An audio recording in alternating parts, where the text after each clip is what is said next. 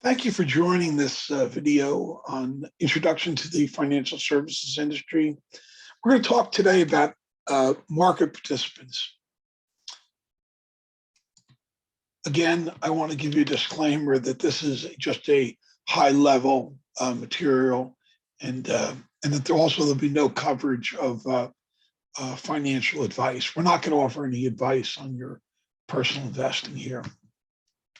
So we talk about the financial services industry. There are market participants, right? There are two types of market participants. There are facilitators and there are investors. Facilitators are people like brokers, dealers, investment banks, exchanges, ECNs, agents, custodians, global custodians, and clearing corporations. And you can also possibly put the regulators on this side, although I think actually the regulators cover both sides. And then on the investor side, there's institutional investors, mutual funds, pension funds, insurance companies, hedge funds, charities, individual investors. And so the left-hand side of this diagram, we see all those people that facilitate the mechanics of the markets. What makes the markets work, right? And on the right-hand side, we're seeing investors, people who put money in to buy assets or sell assets or hold assets and are making these investments for the purpose of making money, right? So the investors are on one side and the others are people who are facilitating the orderly trading, the orderly operation of the markets. Those are basically the two sides of this. Now, you often hear the term buy side and sell side get kicked around. The buy side is that right-hand side of the chart. That's the investors.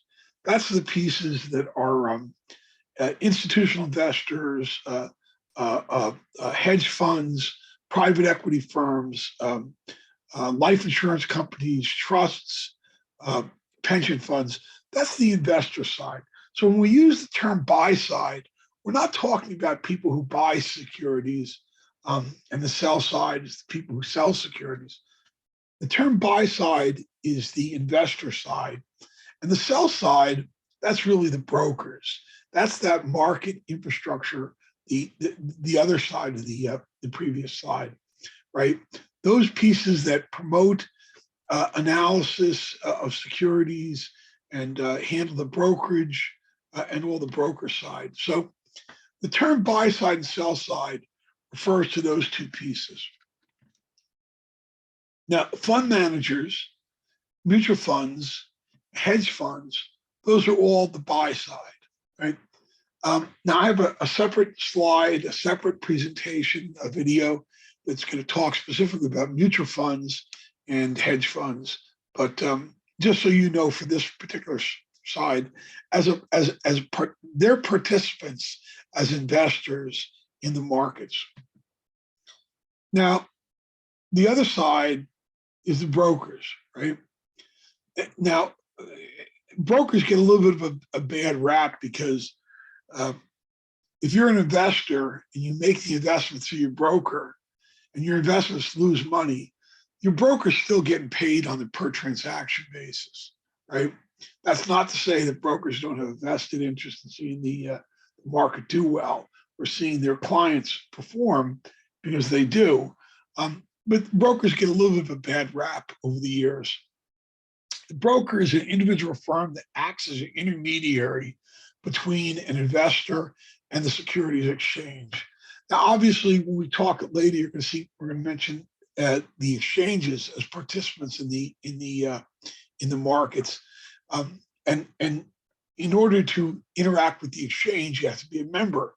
So that's why brokerage firms and brokers are members of exchanges, and they're also highly regulated.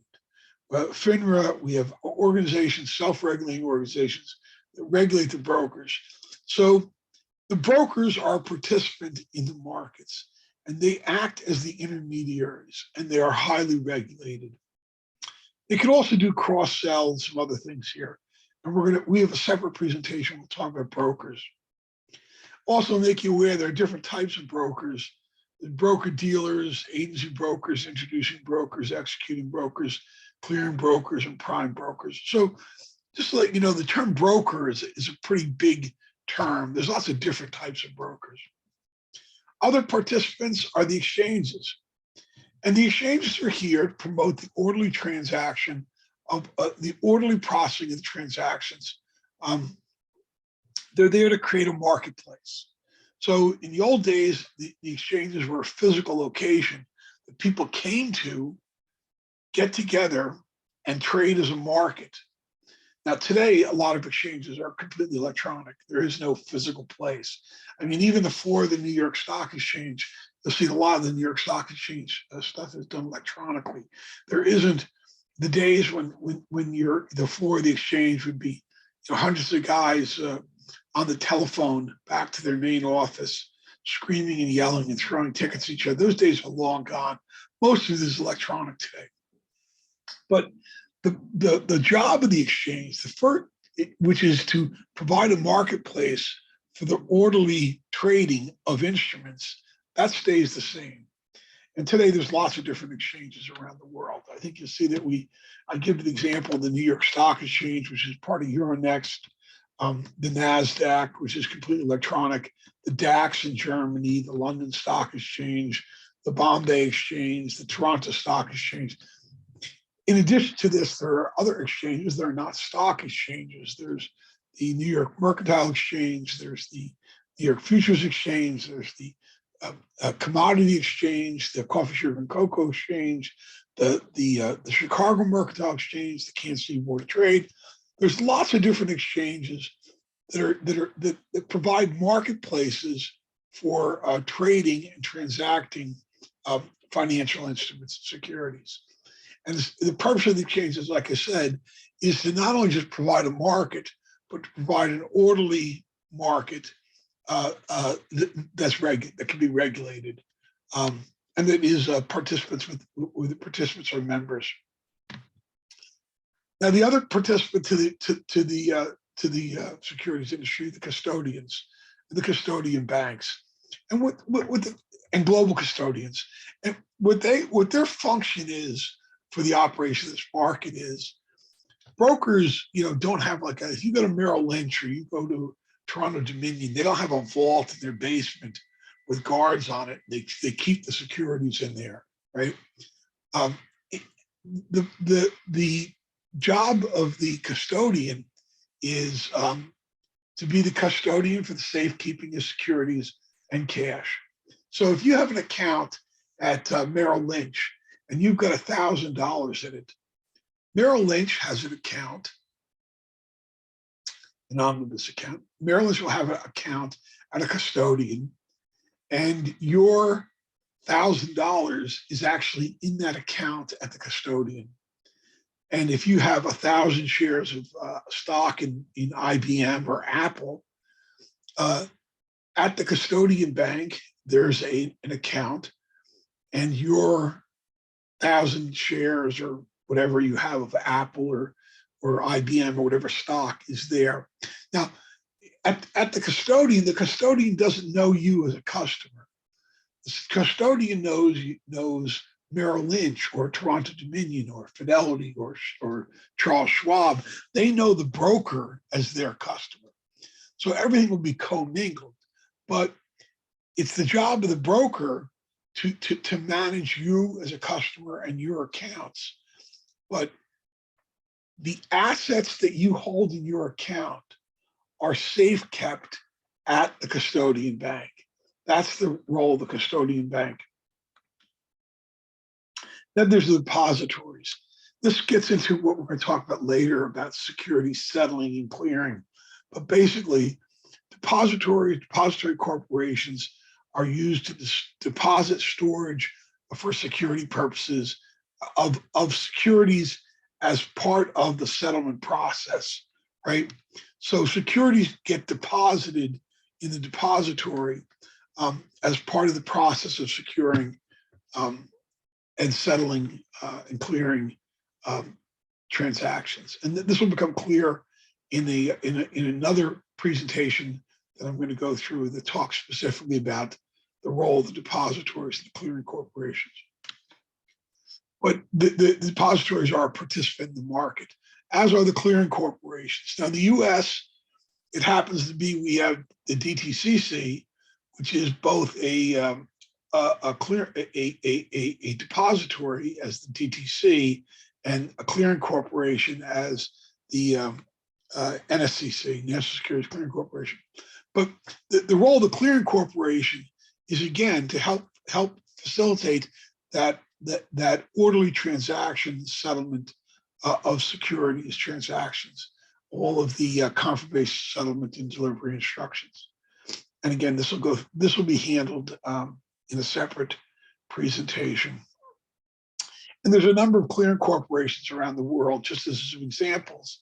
The Canadian Depository for Securities, the Option Clearing Corporation, the DTCC, which I mentioned, which is a little bit weird because DTCC in the US is both a depository as DTC and a clearing corporation as NSCC for stocks and MBSCC for mortgage-backed securities.